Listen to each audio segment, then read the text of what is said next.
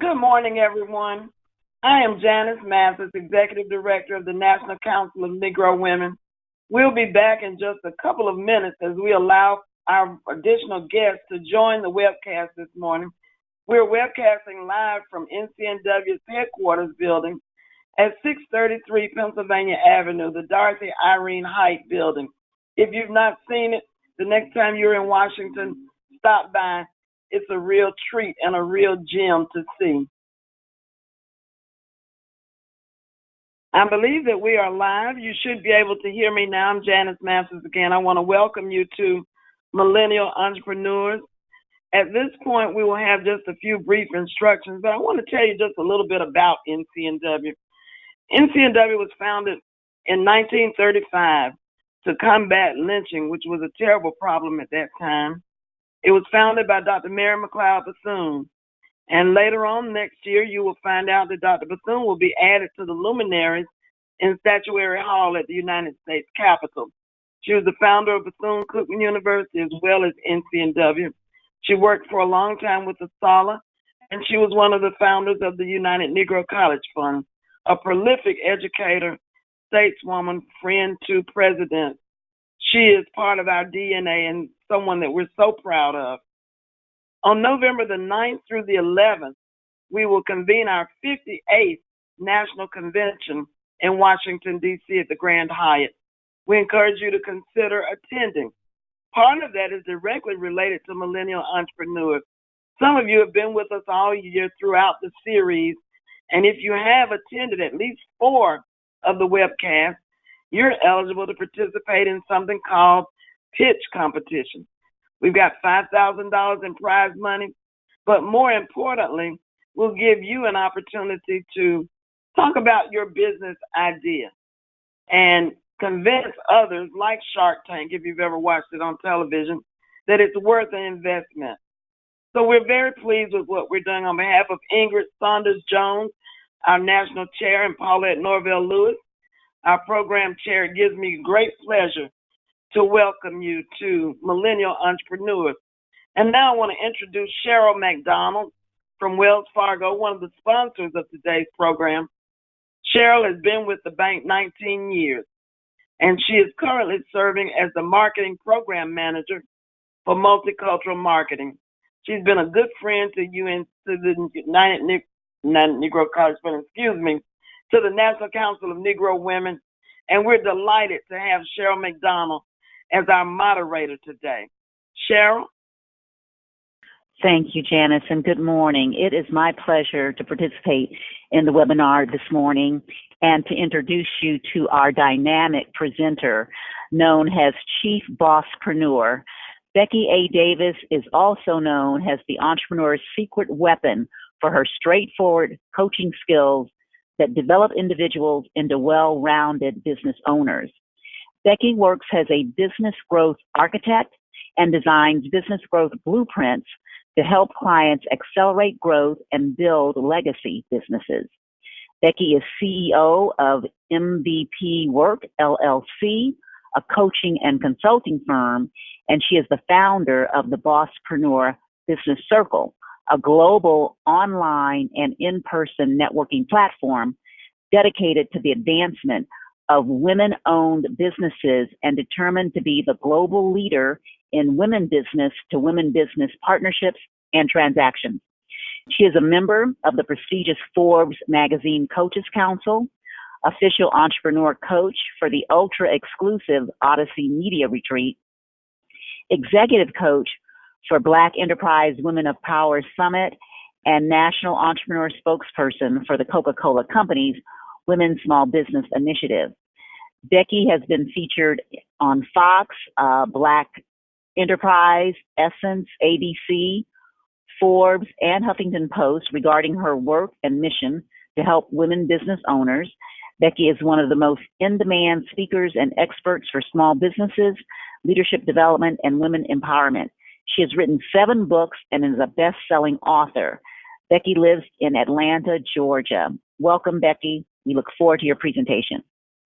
So thank you, Cheryl. Thank you so much for that amazing introduction. I'm always in awe when I hear that bio read.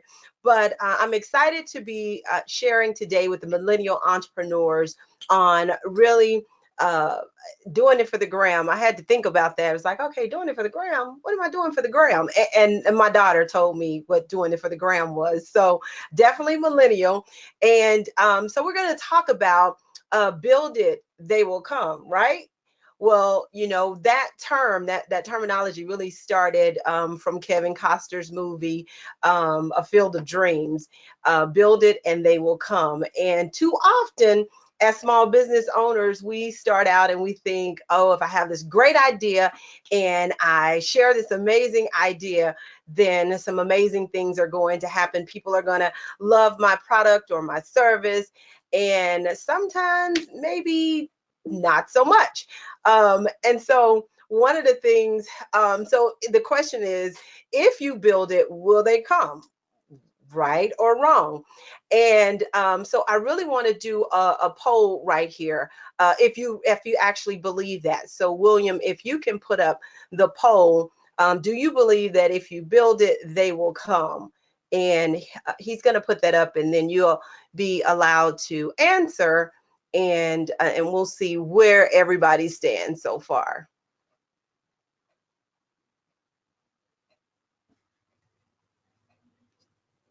You can just select the your answer and hit submit, and we'll get your poll results.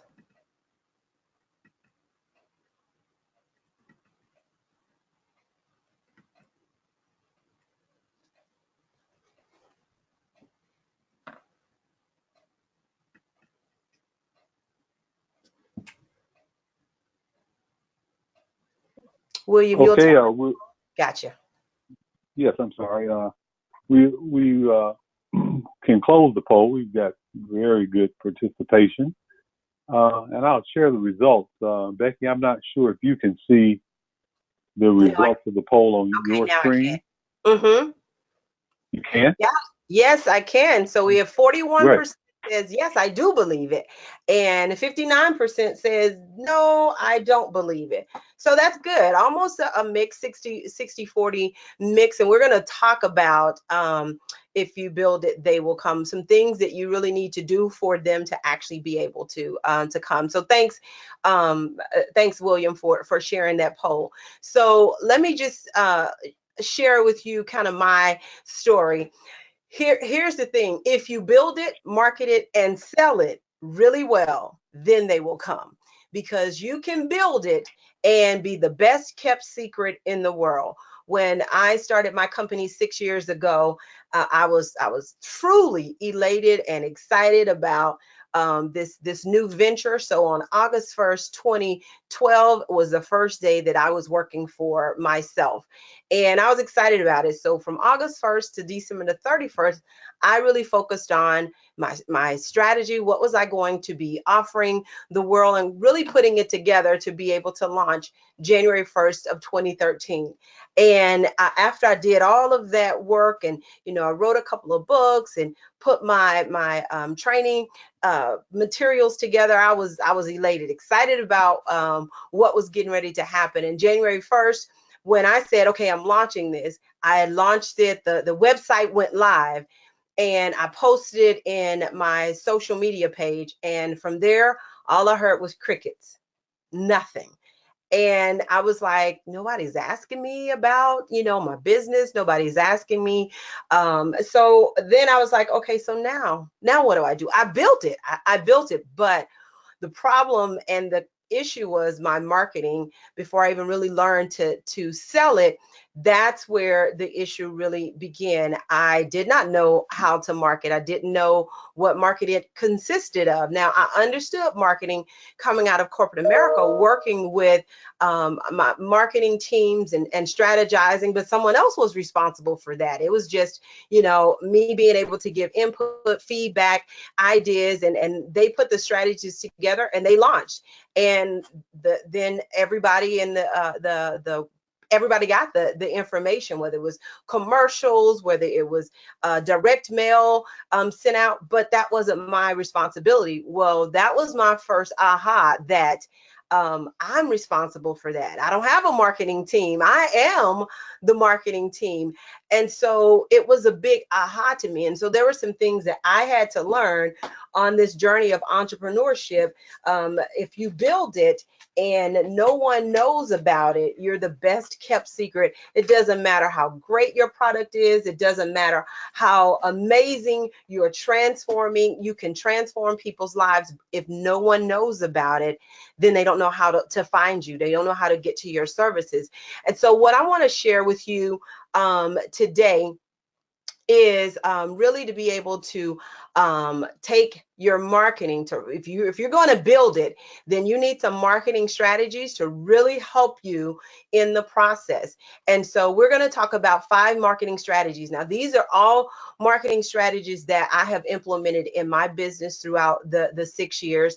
A writing strategy, a mobile strategy, social media strategy, visual strategy, and an email marketing strategy. These are all really important to being able to not be the best kept secret. You want to be able to build it, market it, sell it really well, and they will run to you. So let's talk about these. Let's kind of break these down.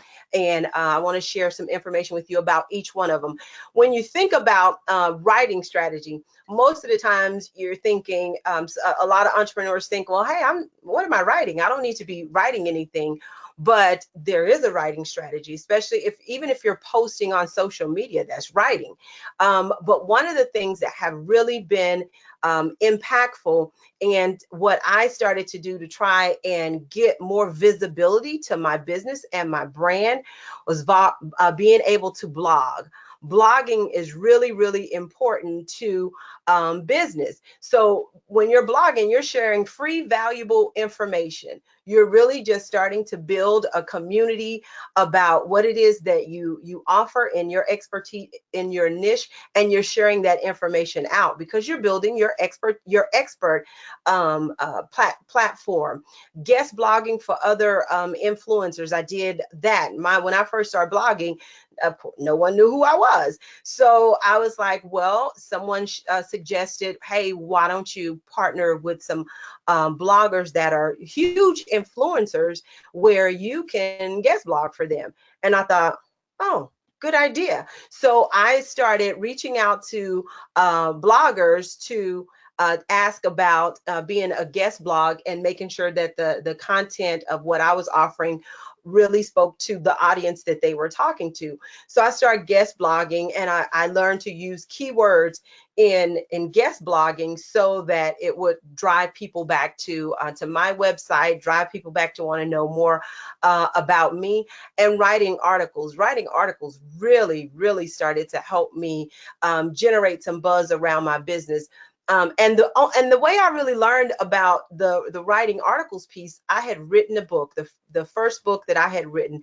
I wrote a book, and the editor had the book, and my publisher was working on some things in the book, and the editor that she had owned a magazine.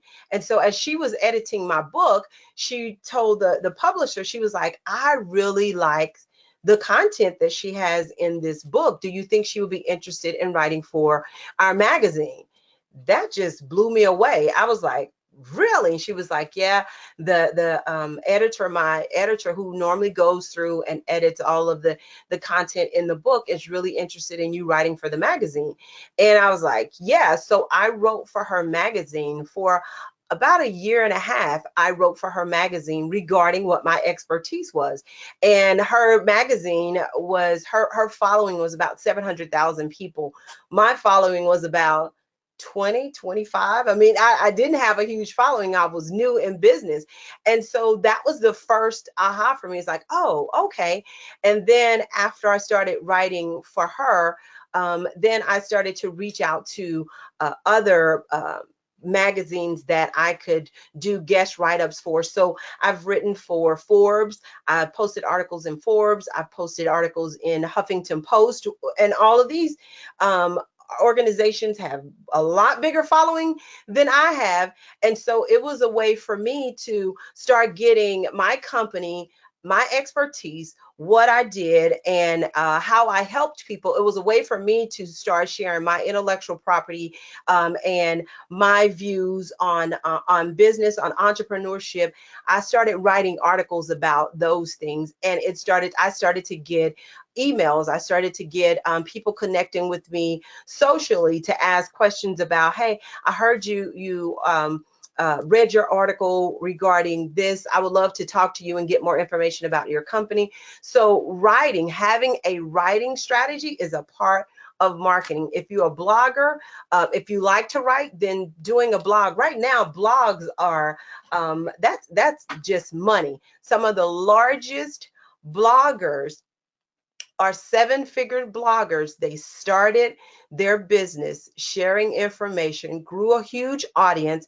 Advertisers started paying them to have their ads on their blogs because they attracted so many people, and they make tons of money just blogging and writing. So making sure that you have some type of writing strategy, whether it's you sharing your information with other, find the magazines that work for the industry that you're in.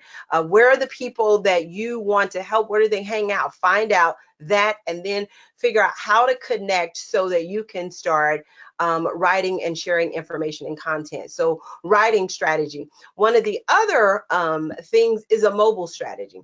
Having a mobile strategy. Text and SMS marketing is huge. App marketing is huge. We see this all the time. People really being able to connect via text. And there's some research too that 95% of Americans now own a mobile device. 95% of Americans have a phone, and 98% of text messages are open. That's a huge open rate.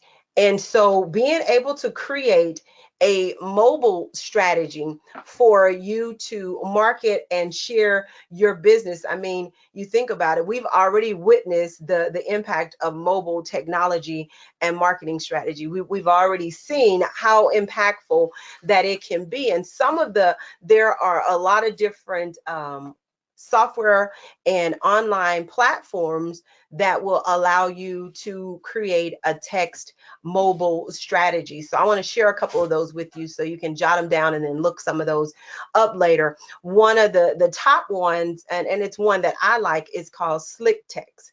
SLICKTEXT, Slick Text. You can Google Slick Text. And what they do is it helps you to start to create and build relationships.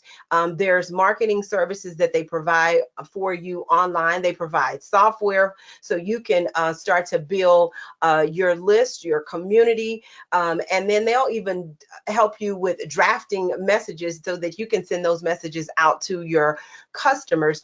And I remember when this started, when I was working in corporate America. I worked in the retail industry, and we did eyewear. And so our doctors would schedule appointments, and I had one doctor that was very innovative because no one was doing this until I saw him doing it. Then I thought, okay, we need to have all of our doctors doing this. But he had created a mobile strategy. And so what he did was they not only followed up with a phone call, they followed up with a mobile text. Your appointment is tomorrow at this time. And he shared that his no-show rate dropped immensely using the text message, because instead of the no-show, he would either get a response that said, hey, I need to reschedule, but they read the text as opposed to calling, listening to the voicemail, forgetting about the voicemail. The text messages really increased not only his results, but he was able to, once he booked people, it increased his funds because his decline rate went down, his no-show rate went down. So he was making money when those patients showed up. So having a mobile strategy is a big part of really being able to grow your business. Anytime that I'm out speaking, or with a group, that's one of the ways that I connect with the people, and is to be able to offer something to them for free. Just text this to this number, and you'll be emailed the information. And most people always grab their phone and they put the text in. And now that information is information that I can continue to nurture and build a relationship with. Because one of the things that's really important is business in business period is people do business with people they know, like, and trust. And right out the gate, they have to start building trust. When you're able to start nurturing a relationship with them, you start to build trust. So thinking about a mobile strategy, what is your mobile strategy that's going to help you really elevate and grow your business? Let's talk about the third one, a social media strategy. Now, we all know how important social media is. It is, I remember my coach telling me before I launched my business, because I was not doing social media at all and didn't want to do social media. And she said, well, you don't have to do social media, but just know you are going to limit the growth of your company without having a social media strategy. And I just was like, really? I mean, is it that serious? And so I did it reluctantly. I did it and had to kind of navigate learning how to actually use social media effectively for my business, because there's a difference in using social media in your personal life than a strategy in your for your business. So creating a social media strategy, and probably most of you already have social media, but have you started using it as a strategy to attract people to you because of your business, to attract people to you because of your product, or to attract people because of the service that you offer? And in this day and age, everybody wants some type of social proof of who you are. If they just get your name, they're gonna Google, they're gonna pull up and see, who you are. So having a social media strategy that is congruent across all social media strategies is really, really critical. Anytime I launch a product or a course, I really focus on a social media strategy, because one of the things that I learned about a social media strategy, and this was really beneficial in how I started to post my information out, it was these three questions. Does this stir desire for my products and services? Does this post stir something inside of the viewer for a product and service that I have? If it does not, why am I posting that?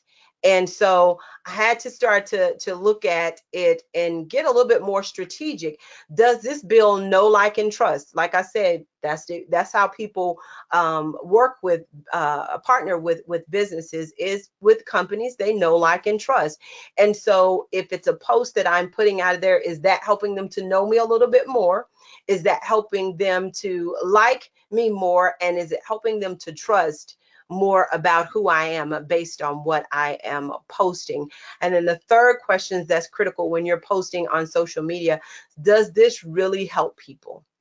Now, we can share information out on social media that, and especially when you're thinking about it from a business standpoint, is it helping someone, or are you just posting it? Or are you just putting the information out there?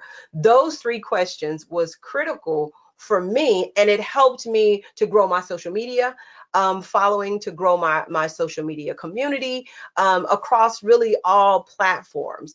And so, but it was always looking at these three questions to kind of get a gauge of what I am posting out there. And it's helped me to really be able to grow my social media following to 75,000 followers within my social media community, because I am asking these three questions when I am posting regarding who I am, what I do, my business and services. This is really important to me. So these questions are really impactful. If you use these questions, I promise you'll see some change in your social media strategy.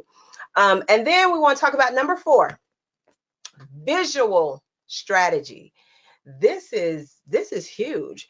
Visual strategy. We know that So much is done visually now. Live streaming has really taken over social media by storm. So much so that a lot of the social media platforms all offer some type of live stream, some type of video where you can actually see in the moment type videos. And so those live feeds of those videos have become the normal. That's the new normal for us now in communicating our message. Here's one of the things that I thought was a really a great statistic. Facebook reported that 100 million hours, listen to that, 100 million hours per day of video. That's how much people watch videos, 100 million hours a day. People are looking at videos. There's people's sites are being watched. So when you engage your audience with live streaming, whether it's live streaming, live events, or you're live streaming and teaching or doing some training with live streaming, it's game changer. So there are all kind of live stream now. We know we have Facebook Live. I recently found out Instagram had a live. I didn't even know they had a live. YouTube is a great way to get your information out there. You can post live videos on Twitter, but really being able to connect, because again, you're building a business and your live streams get people in contact with you. They're able to see you do what you do, because it's one thing to talk about it, it's one thing to write about it, but when they actually see you doing it, it helps to build some of that that social proof as well too. When you're thinking about a visual strategy, you also think about the graphics that you post. Graphics that you share and that you post should be even your visual strategy of your website. It needs to be professionally done by a graphic designer.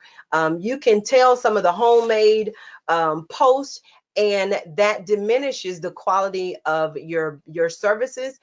Your services and your products could be amazing, but if you're putting out a visual product that is not desirable, it's going to affect people coming to your business, or people interested in your business. So having a digital strategy is a big part of really being able to bring more people inside your business. And then the last one I want to share with you is an email marketing strategy. Email marketing has really helped a lot of companies and organizations nurture the relationships they have with their consumers. And so making sure that as a part of your email marketing strategy, that your content is engaging, that you're engaging your community with the content that they've already said they're interested in knowing more about. Inside of your email marketing strategy, you need to be sharing industry news. If you're in a particular industry, what do you know? What are you sharing? Because we need to be a step ahead of the people that we're trying to bring into our business and to buy our products and services. So what's going on in your industry that you can share? How can you keep your community informed? That's a big part of really nurturing your community, linking them to more information, to things that's going to help them continue in their journey. And so in my email marketing strategy, if there's something that new has come out, or if I hear anything regarding small business growth, technology for businesses, I share it with my community, so that they can, hey, take a look at this link. Just read this in Forbes magazine. What are your thoughts on it? And I'll send that information out just to keep my community informed and send the link out to them. So being able to nurture your community and really position yourself as the expert within your community helps you to really build and grow your business fast. And don't focus on just sales. Too many people like, oh, I have a email marketing, and only thing that they're sending out is here's this product. I have a sale for this. I have an event for this. Come to this, do that. It's always regarding. And when you see that, then people start to not open your emails as much, because the first thing they're thinking is, Oh, okay, they have a promotion going on. But when you have nurtured them, when you've shared information, you've shared content, you've shared industry news, you've brought some value to them and what they're doing, they want to open so they can find out, okay, what is she sharing today? One of the things that a research and a fact says, 91% of U.S. adults reportedly that they like to receive promotional emails from companies that they've done business with or that they're engaged with. And a lot of times we get I know we're all inundated with emails from everywhere. If you go and purchase something, you're on an email list. I get it. And it can be too much. And a lot of times people think, well, having an email marketing strategy, I really don't want to get on people's nerves. Well, you don't have to get on people's nerves when you are actually providing value to them. I'm one of those in that 91% because I like to get the email when there's a sale going on at a company that I frequent quite often that I might not know about, because then it keeps me on top of, oh, I forgot this weekend, they have the big blowout sale. So an email marketing strategy helps to bring that information to me. But you just need to make sure that you are sharing information that is going to impact and help them. Email marketing is just evolving, and it continues to evolve. There's more and more happening when we think about marketing. Marketing is ever changing, and you have to stay on top of what's going on. So if you want to start a business, and when you're thinking, if I build it, they will come. If I build it, if I market it, and if I sell it really well, they will flock to me. So it's not just one thing.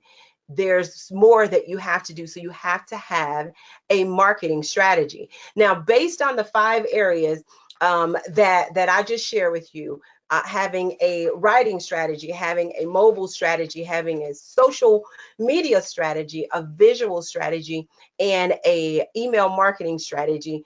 I want to do a quick poll. Let's see if this works. William, let's see. Let me know if the poll will work for, because the question is, which area do you need to improve in business? Which one of these marketing areas do you need to improve of the 5 that we just talked about, that I just shared with you? So, William, let's see if we can get the poll up. Yes, Becky, we could not get the poll questions in loaded. Okay. I'm sorry. Oh, no problem. No problem. But it's something for you to think about. Now, thinking about those areas and thinking about what you're currently doing, what you're currently sharing based on the information you just learned, you should know 2 areas that you need to focus on. And the action step is, what are you going to do with those 2 areas? What are you going to work on? Because what happens a lot of time, when people learn new information, only 2 in 10 will take action on it. Only 2 out of 10 will actually take action on what they just learned. Everyone else will say, that was really good. It was great. Man, there's some things I need to work on. And then they'll go and go back into their normal mode of what they've been doing. So don't be the 8. Be the 2. Take 2 areas, just 2 areas, and start thinking of, based on the business that I have or the business that I want to launch, where do I need to really be able to focus on, to really be able to take my business to the next level? And now I really want to open it up for question and answers. So if there's any questions, we want to, I think you put those in the chat, right? William, put your questions in the question. I think there's a thing that actually says questions or the chat, and I will try and make sure that we get your questions answered for you. Yes, and actually, Becky? Yes. Becky, I do have some questions for you. This is Cheryl. Okay. One of the questions is, how do you determine how much to allocate budget-wise for your marketing plan, particularly for advertising and promotions? Generally, the thought is that you have to spend money to make money. So how do you cut down on those marketing costs? Oh, that's a very good question. And in this day and age, there are ways that you can market no cost, low cost, and then you can go, I mean, crazy with your marketing. But when you are starting, when I first started, I started sharing it out and on all of my social, started building my email list, started doing all of the writing. All that stuff is free. There's no cost to that, to partner and write for other bloggers, other magazines. I started doing all of that at no charge. Then I eventually graduated to where I allotted a certain amount of money that I would spend on ads, Facebook ads, Instagram ads, LinkedIn ads, Twitter ads, is what I was use. I didn't use any ads outside of those areas. I didn't do anything from a PR, a public or mag. I didn't do any of that because that budget was totally different. But I did use social media ads, and I would allot, if I was paying $5 a day to run something for 30 days, because the thing you really want to make to do is everything that you market, you need to test out and then look at the results. Did I get a result from this marketing ad? And if my numbers were low, that ad didn't work. And so then it was like, okay, so now I need to really look at the content or how I did the ad. And so I would start researching and Googling and trying to figure out what I needed to do. But being able to, based on your budget, based on what you know that you have, then you can decide. When I started, I was $100. I'm going to put $100 towards doing ads, and let me see what results that I get from ads, if it was going to drive more people to my business. So take what you currently have. Start doing the free stuff as much as you can and as frequent as you can. Because let me tell you, one of the biggest things to growth and success is consistency. And too many people start, stop. So you confuse your audience. So your audience start and stop, like, oh, I hadn't seen her in 6 months. Oh, there she is.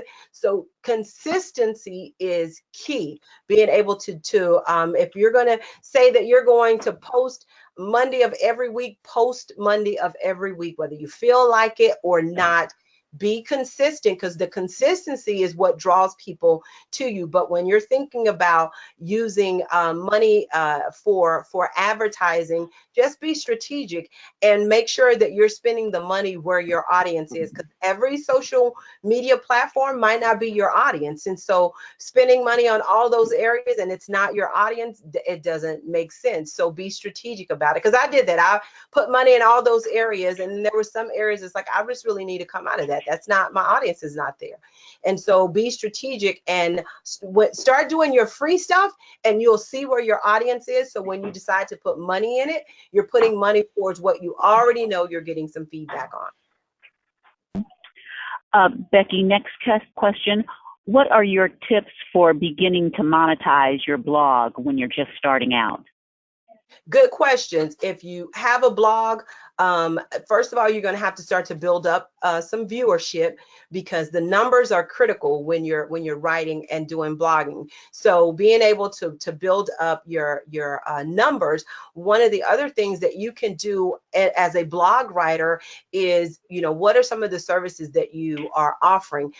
I have seen people who have blogs make a ton of money because they show themselves as an expert. Then they offer a free course that's going to help people with ABC. And so the course draws money to them as they are continuing to grow their platform. Or they offer a free ebook, or they take the ebook and go to a book. And so you're making money through not some of the services that you're offering through your blog content. And as the numbers start to grow, then partnering with other blog writers and influencers, then you'll start getting the calls from the advertisers who see your numbers and want to pay you to advertise on your site. But you can start making money by offering services, whether you put an ebook together. The great thing about blogging is it's a community that you can have conversation with right away. They'll give you comments right away.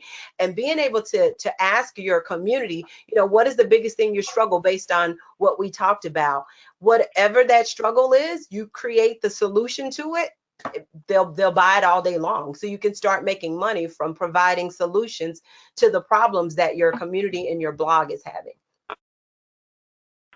One of our participants has ideas about an app that would make a tremendous impact on her business, but she can't afford to create an app. Any ideas on how to do this in an affordable way? Yes, there are several apps. Oh, I'm trying to think of one. It was an app company. I used it when I first started because it was a low cost to using it. I think it was like $9.99 $9.99 a month or $19.99 a month, and you send over the content. They would build out the app, but it was a contract. You had to do it for a certain amount of time, which was a lot cheaper than building a custom app, because there is a lot of money involved in there. But Google and research apps where you sit, where you're looking for apps that are pre-done apps that can be customized to your business and your brand. If what you're trying to do is very niche and no one else has it, then that's going to be harder than because you will require you to create and build something that's truly specific to what you're doing. But if it's sharing content, because apps are able to, where you can share content, share videos, send them notifications, let them know things that's going on within what you're doing, that you can get those at a lower end. But I would start using, if that app is really going to be a game changer for your business, start looking at the revenue that's coming in. How much will you take and set aside to build that app? Because if you know that app is going to make some money, then my strategy would be for me specifically, okay, I got this speaking engagement, I have this book signing, I'm going to take this much money, that's going towards my app, that's going towards my app. So you be strategic about the funding to get to that app so you can change the world with the app. I hope that helps. What about podcasts? Are they an effective version of the visual strategy? Oh, yes, yes. I'm so glad you mentioned that too, because it's something I should have mentioned. Podcast is really on the rise. And right now, for most, I am hearing a lot, especially in my industry, with podcasts are being viewed, they're being seen. It's great content delivery. And one of my good friends started a podcast about 3 months ago. And in 3 months of starting her podcast, she had about 50,000 viewers to her podcast. So her community grew quickly, immensely through the podcast. And because we have our mobile devices with us everywhere we go, it's a quick way to be able to click on, hear something, get some information. There are certain podcasts that I follow just because I know the content is always going to be great. And so, yes, that is a great visual strategy. And it's also a great social strategy because it connects people when you're listening to podcasts. So yes, if being able to do a podcast and build your community, you can build even quicker, really being able to do great podcasts. So yes, thanks for that question. Thanks for bringing that up. That's great. And Becky, in all of these strategies that you illustrated, what are some of the pitfalls to avoid? Or what are some of the mistakes you may have made and learned from? Oh my goodness, Cheryl, girl, I had a whole lot of them, a whole lot of mistakes I made. But the good thing is every time you make a mistake, it gives you an opportunity to get better. And so even with the blogging, I was not consistent in my blogging. When I started to blog, and I was like, okay, I'm going to do this. I'm going to blog weekly. And I didn't blog weekly. Then I said, okay, I'm going to blog monthly. I could do monthly. So I would put it on my schedule. I'm going to blog. Blogging, I am going to do that monthly. And I wasn't consistent with it. And so then it really not only confused me, I know my audience was confused because I wasn't consistent, which is why I share with you the way for you to really start to see change is consistency. And I wasn't really consistent at blogging and at writing. One of the things, I was at an event last weekend, and Paul Carrick Bronson was one of the speakers. We were speaking at the same event, and one of the things that he said when he started was he was doing this video, he was doing this blog, and he was saying, I just got to be consistent. He said, I probably had 10 viewers, 10 people that would be a part of it. And he said, but I kept doing it. I was consistent. I was doing it every week. I was making sure I got it done. And he said 6 months, same thing. He really hadn't grown it, but he was, I'm going to be consistent. I said I would do this. And one day he gets a call from Oprah's team regarding his blog and what he was writing about. Now, he only had less than a handful of viewers, but in that handful, Oprah was one of those. And so one of the people that was actually one of his clients worked on her team. He didn't know, and he said they were looking for a relationship expert. And she was the employee said, "Well, hey, check this guy out." And she pulled it up, and she said, "Well, let me see." When she looked at it and looked at all of the things he's done the last 6 months, what he's talked about, what he's blogged about, she was like, "Okay, I want to bring him in." Game changer. So consistency is key. Even when you don't see the growth, when you don't see the numbers, I struggled with the consistency when I started. It was a huge opportunity, and that was in all of the areas. I struggled in consistency with my social media posts. I struggled with my Facebook lives, any of my visual strategy. I was too sporadic. But the minute I got consistent, disciplined, and focused on those particular areas, it was game changer for my business. And so that's why I say consistency is really key to really being able to take your business to the next level. And that's in all of these. When I got consistent with my email marketing and understood email marketing and a strategy behind email marketing, and then made sure that I was communicating with my communities, social media. I started managing my posts so they would go out on a daily basis. And my visual strategy, I did a slew of videos, and then I just posted them one at a time, because what I was struggling with is, okay, every day I got to do this, okay, or every week I have to do this. And I was like, I don't. Let me just do them all in one day and then post them out the way I want to. So consistency is key, Cheryl, in all of these areas, because I struggled in all of them, up and down. It was not good, but once I got a hold of it and just created my plan on how I can execute it effectively, it really grew my business. Good question. Thank you, Becky. Mm-hmm. Great questions from the audience. Awesome. And thank you guys for all of your questions as you're getting ready to build, grow, or start a business. These are things that you're going to have to implement. And it doesn't matter what stage of business that you are in, one of these strategies can help you improve. You might have the strategies already in place, but are you doing it at the highest level? What are some of the opportunity areas there? Those are things to think about to really be able to help. That way, if you build it, they can come. If you build it, market it, and sell it really well. Becky, I have another question that's come in. Any strategies for marketing when working with local government contracting? Our participant provides community-based services, and the people she serves are not the people who pay for her. Oh, okay. I totally get that too. The people that you serve are not the people that write a check for you. So your marketing and even your networking should be with the people who are going to write the check. And understanding who that person is.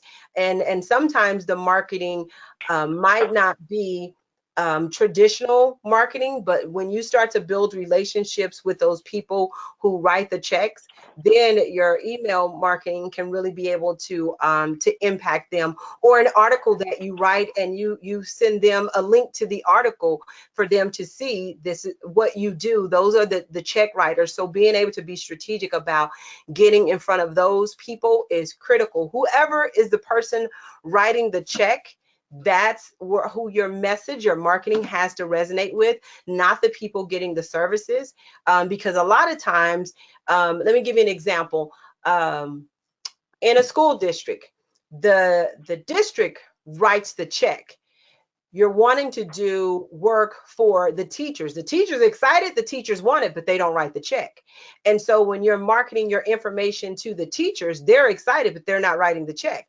So the marketing has to be to the person who writes the check. So if it's the administrators, the marketing has to be how you can improve the results of your school through the development of your teachers. It's a totally different person that you're talking to, as opposed to talking about how this is going to just help the teacher. The person that's purchasing want to know how it's going to help the district. And so your marketing has to be really focused on the person that's going to write the check to do business with you. That's who your marketing should be speaking to. Thank you. You're welcome.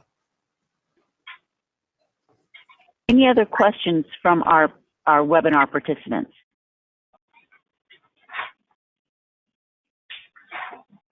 I'm trying to assign you a couple more questions. People should realize that they can also raise their hand on the side of your control panel at the very bottom of the under the orange arrow is a place for you to raise your hand. If you'd like to raise your hand, we would try to recognize you so that you could ask your question directly of Cheryl. But I am trying to assign questions to you, Cheryl, that Becky and the audience would find interesting to hear a little bit more about.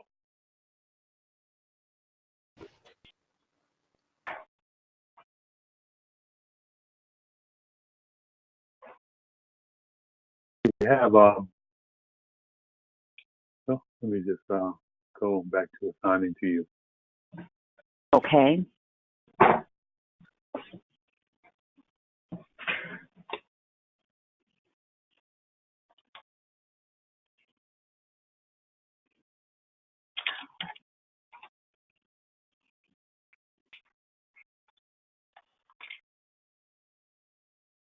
While we're waiting for other questions from the audience, Becky, what in terms of a small business that has employed all of these strategies, they've been consistent, maybe they've reached that since 6-month period of time, but they're still feeling challenged as to being seen and people realizing that they're there.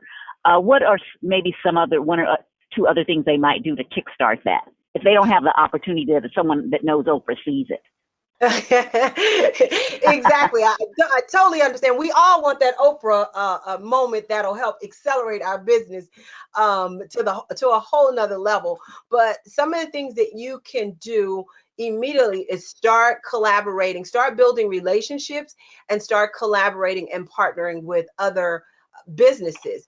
Because one of the things that can really help your business grow and exalt to a whole nother level is being able to partner with other businesses. One of the things in my first year of business that really helped to take my business to a whole nother level was to partner with an organization and start doing small business coaching for the organization. And I did the coaching free, absolutely free, didn't charge. I just knew I needed to be in that room of 600 women. That was my ideal client. I needed to be a part of that organization. And so I started partnering with other organizations to help really helped to catapult me and put me in front of my target audience. Because a lot of what I have found, what entrepreneurs do, and we've all made this mistake, so don't feel bad if you have, what we do is we will try and go and get our first client, our first customer, our first client, our first customer, and don't think about where is my client hanging out in a large space. So instead of getting a client, how can I get an organization that has all of my clients, that cuts my work down from getting one customer at a time and going to a place with like that conference and retreat that I coached and did training for. It was 600 people. That was my target audience. And so that partnership exposed me really quick, really fast to a huge group of people. So when you're thinking about growing, who can you serve?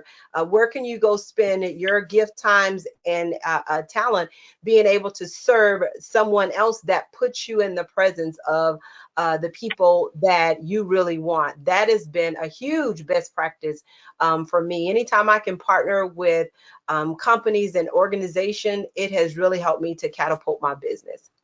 Mm-hmm.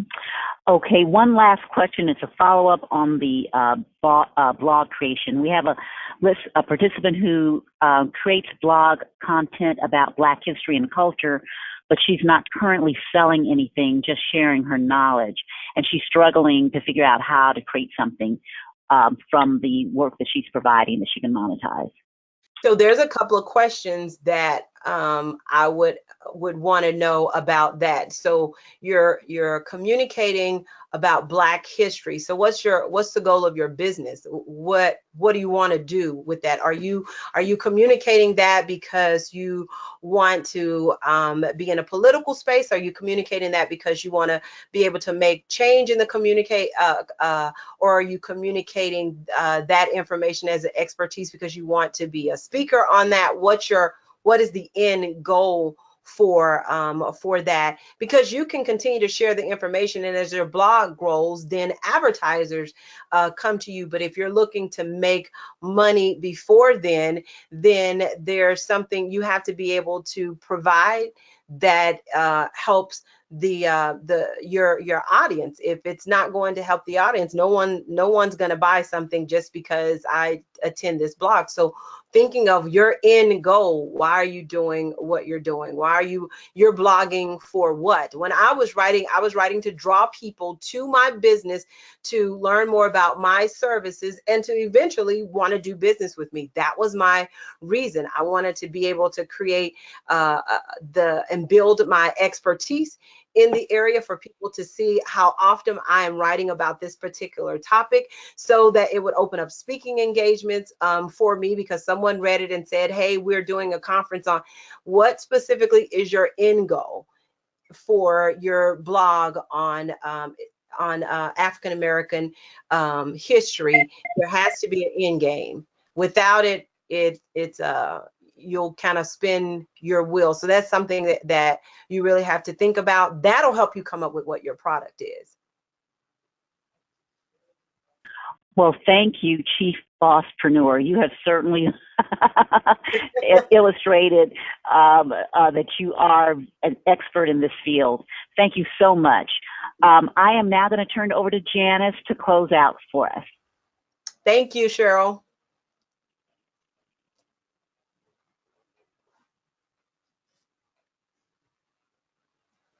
There are a number of participants who would like to know how they can get in contact with Becky, whether she can share an email address or something. They have interest in your coaching or getting additional advice from you.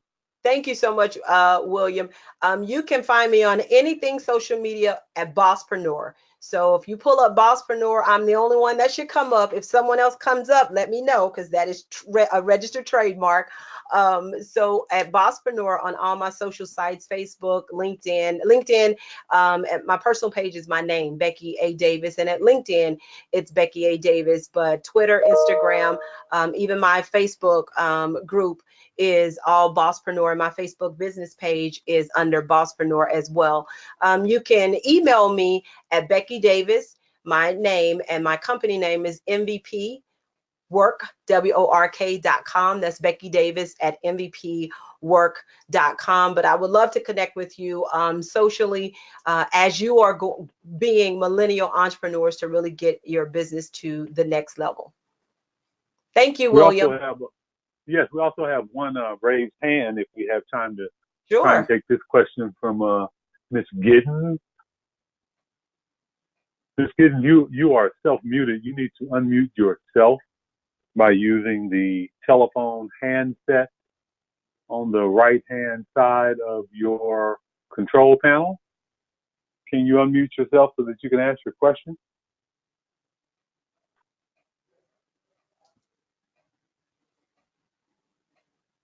I think we lost Ms. Giddens.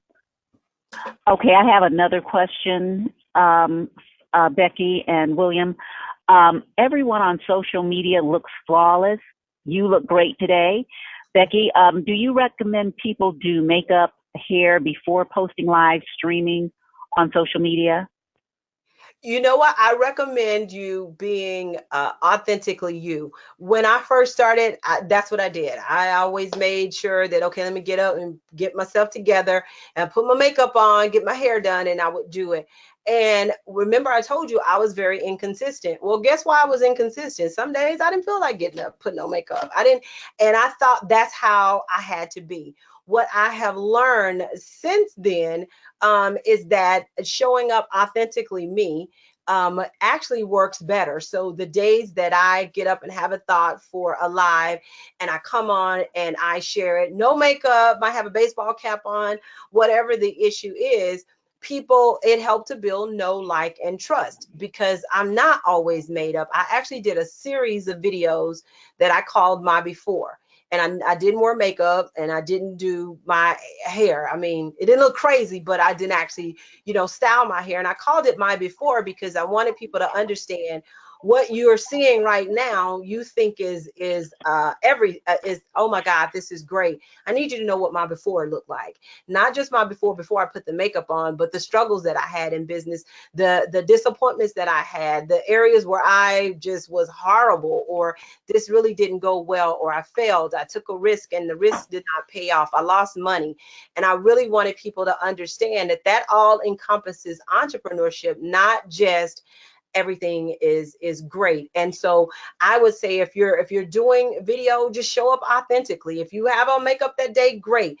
But if you don't feel like putting makeup on, then still show up that way, because people need to see us just really in our natural state, because life is not perfect, and the social media can create some fake people out there. So just being true and authentic to yourself is really what's important. Good question. Becky, we have someone who's asked. Oh, go ahead. This is Clara. I was about to say, I have a question here. I'm a professional speaker and trainer for public speaking. Who do I target in social media, blogging, and to get bookings? How do I do that? So you're a speaker for what do you speak on? This is a question from someone in our audience. So, okay. She left this question behind, so I don't know what her topic is. Okay, so then she's a professional speaker and trainer for public speaking. I think she trains people to do public speaking. Okay, so she trains people to do public speaking. So you as business owner, you decide who you want to really focus on, because what we do, we cast our net wide and we say, anybody that wants to speak, I'll teach you how to speak. And so the net is so wide.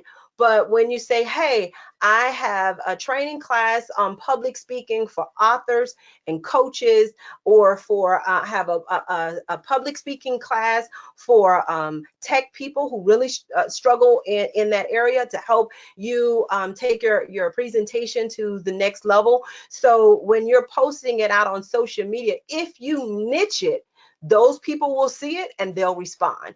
But when it's a wide, broad, large net, then sometimes you don't get as much as you think you're getting in, because the net is so large. But if you're saying, hey, I do public speaking training for accountants, I do public speaking training for youth, I do public speaking training for, you decide who you want to niche it to. Believe me, once you niche it and it builds and it grows, then you can open it up to, more. But what we do is we just really focused on trying to get to everybody, and that is not the smartest thing to do. We think we don't want to miss anybody that might pay us some money, so I can help everybody with this. But there's more money. I think there's a quote that says there's riches in niches, and there are. You make more money when you target and you speak to that audience, because they'll always hear you. They'll always hear you. Becky, we have a participant who wants to know, what are the 2 marketing strategies that have most helped you and most been beneficial to you monetarily and rewardingly? I would say my social media and my email marketing are the top 2. My email marketing strategy, the minute I automated my email marketing strategy and automated all the inner workings behind that, that was really game changer. And my social media strategy, when I asked those quick 3 questions to myself, because I was posting to be posting, because I knew I was supposed to post, but I wasn't strategic in my posting. But when I got intentional, deliberate, and focused about what I post, asking those 3 questions, is this going to draw more people to me? It started to really build. My Facebook group in a 2-year time frame grew from like 500 to 10,000. And it was because I was intentional about what I posted, the content that I put out for the community that I was focused on serving. So my email marketing strategy and my social media strategy has been the 2 biggest business drivers for my, because I get business from Twitter, I get business from LinkedIn, I get business from Instagram and Facebook. Facebook I get more business from Facebook than any of the others. Excellent. Excellent questions. Clara, do you have any other questions? No, I don't. We may be, at the end of, unless William is seeing some, we may be at the end of this session. It has been absolutely, Becky, as always. Thank you. You always bring such good information to the group. I don't know whether Janice is still on the line. Janice, are you here?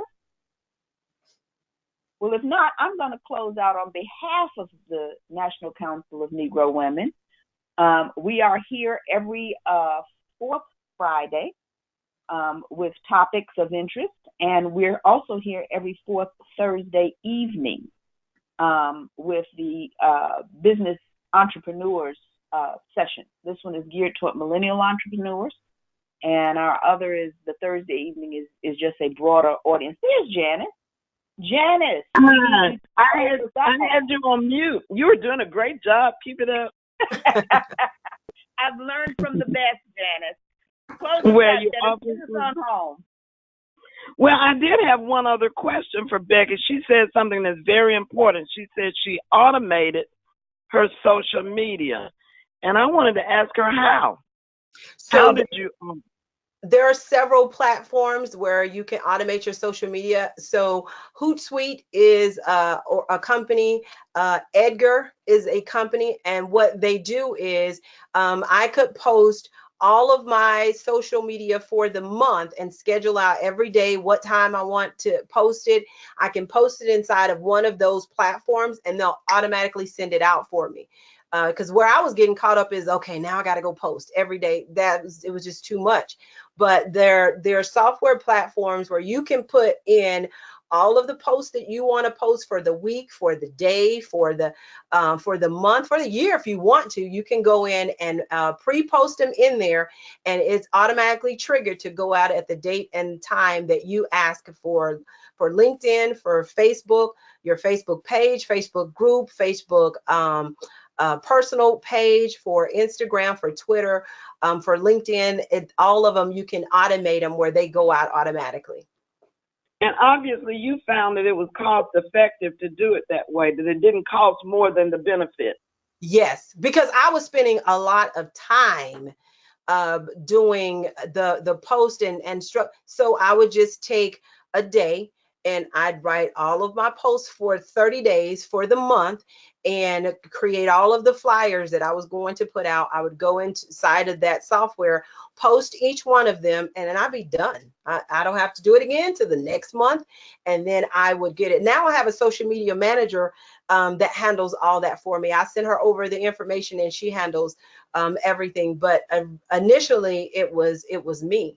But it is more cost effective, so you can really work in your gift and not doing some of those tasks that can bog us down. Well, thank you for that. I'm sure that there are other entrepreneurs who want to know how to, because it can be a lot. I mean, they say you need to tweet 20 times a day. Well, who can tweet 20 times a day? Exactly. That's why if you just pre-plan it and put it out there, and you can pre-plan it for a tweet will go out at 9, a tweet will go out at 12, a tweet will go out, and it's automatically set in there, because some social media platforms you have to post more on than others. And once you just kind of know what the formula is, then you just set it up to pre-do that stuff on its own. Did you discover those formulas on your own, or do those programs and companies give you data to help you figure out, is it better to post in the morning, at noon, at night? Do they also help you figure out what's the best times and ways to post? Yes, I did a couple different things. Those platforms will share some information, but I actually got with a social media expert, and they kind of guided me through, these are the best times to post on Twitter, because Twitter posting is different than Facebook posting, is different than Instagram posting. And so once I got with them, I was like, oh my God, I've been doing all of this wrong. But they helped me to better understand how to post, what to post, times of the day to post. And I learned the same thing with the email marketing. There are certain times of the day that emails are more apt to be open than others. And so when I schedule my email posts, I schedule them at the highest open rate times. And once you start doing it inside of those software programs, all of your analytics are in there. So you can go and click and it'll show you when you're getting more posts, when you're getting more opens, more clicks, more. And then now you have that data to say, okay, I have more people that are looking at my Instagram at 8 o'clock on Thursdays. So on 8 o'clock on Thursdays, then I might need to post 3 times at 8 o'clock on Thursdays. What I noticed from listening to you, Becky, is that you've invested a lot in your marketing plan. Experts for this, experts for social media. Talk a little bit about how important it is to put some of your profit back into building the company that you really want to have.